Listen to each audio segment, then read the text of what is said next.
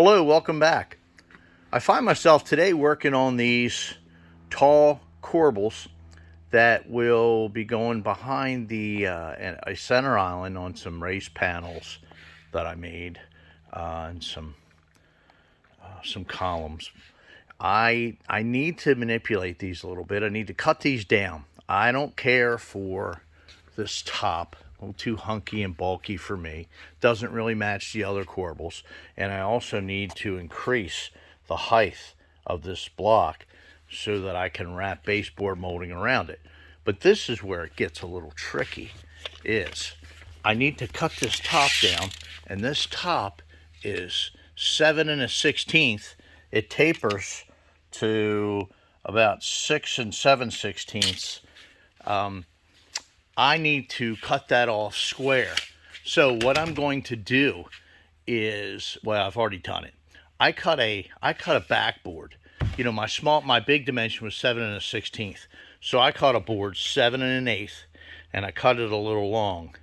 So it's 7 1/8 in width. And what I'm going to do is lay this down on it, fasten it to it, and make some cuts. I'll show you how I go ahead and do that today. This is a safe way to do it. You know, and you're looking at a $500 corbel, or $500 a piece, depending on what species. I mean, if you're going to be staining, these are going to be painted and glazed. But if you were staining this, and you did this in cherry or hard maple or something, you're looking almost $1,000 a piece. So I'll go ahead and show you how I cut these down safely. All right, I went ahead and laid my corbel down on my backing board. I centered the corbel. I've got my end up here flush. Got the corbel centered. I went ahead and clamped it. Now I'm going to come on up into here, up underneath, and I'm going to countersink, and I'm going to put a 2-inch screw in this area and a 2-inch screw in this area to hold this corbel to the backing board so it'll be stabilized while I'm making a cut. Okay, with the backer board screwed to the corbel, I'm going to take the corbel over to the radio arm saw, where I have the saw raised off of the deck. I'll show you what I mean. Okay, over at the radio arm saw, you can see that I have the radio arm saw raised, so that I'll take, in the top, I'm going to be taking about a 3-inch deep cut, sides about 2 1/4. And then I'll remove the center material. I'll show you that. But I also really like to use stops. And you know, this is a stop. I took an old sliding table saw that a friend was throwing away because it was junk, and I took the rails off of it and made a stop and set up for the radio arm. But you know, there's Craig systems and all that. You can get all that. But anyway, I'm going to go ahead and make these cuts and show you how this works.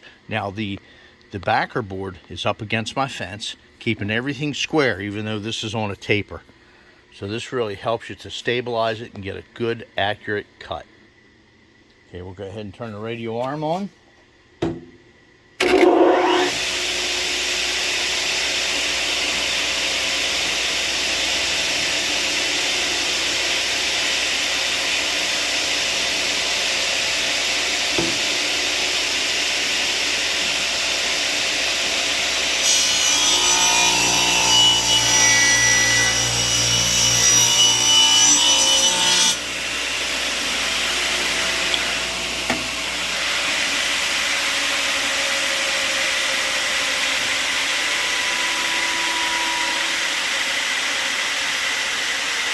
I'll let that go ahead and spin down.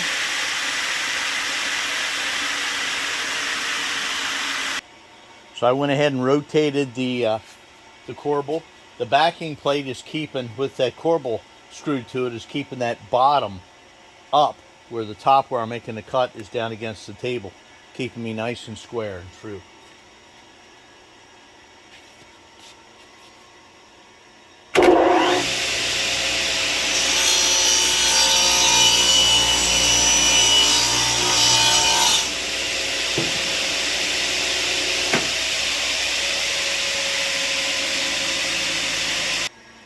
Okay, I switched it to the other side of the fence of the radial arm.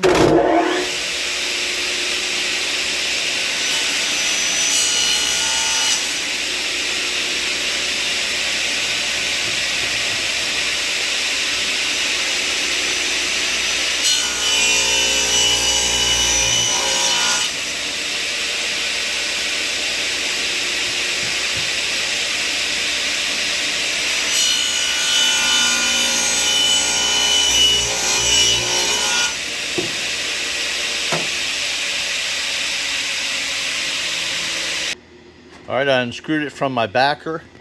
Now you can see I've got this saw kerf that's not quite all the way through. That's okay, because we'll go ahead and lay it up on the bandsaw, and I'll show you how I make the cut. Okay, since the kerf of the blade of the radial arm saw is a little greater than 1/8, what I'm going to do is I'm going to keep my bandsaw blade towards the waist side of the kerf. That way I'll still leave a little nub that I can work with, because I don't want to make a cut too deep and hurt the corbel. And I'm just oversensitive, I guess. You know, this is an expensive piece. I don't want anything to happen to it. I want it to look, you know, perfect. So let's go ahead and fire up the bandsaw and make the cut.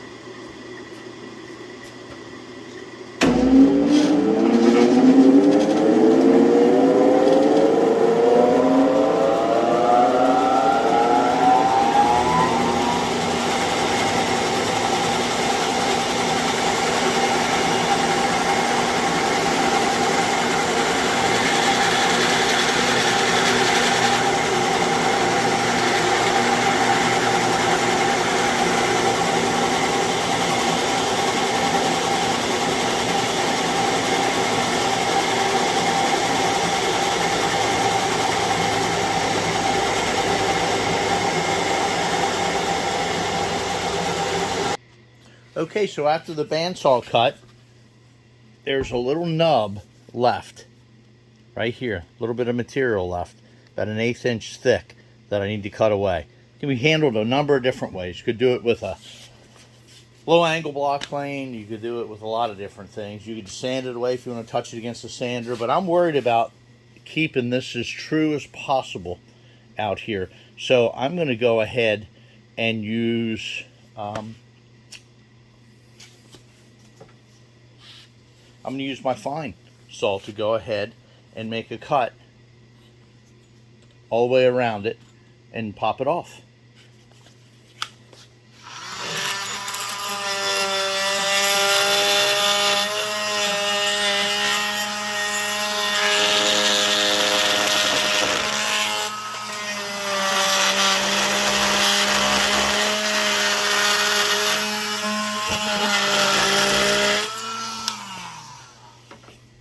So I'm not going to bore you with using a multi-tool.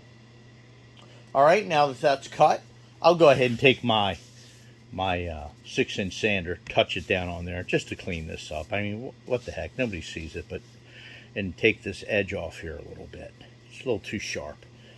Finish isn't going to lay on that anyway. Finish doesn't like to lay on sharp edges. You got to round them over just a touch. But that's how I cut down a large corbel. Thank you.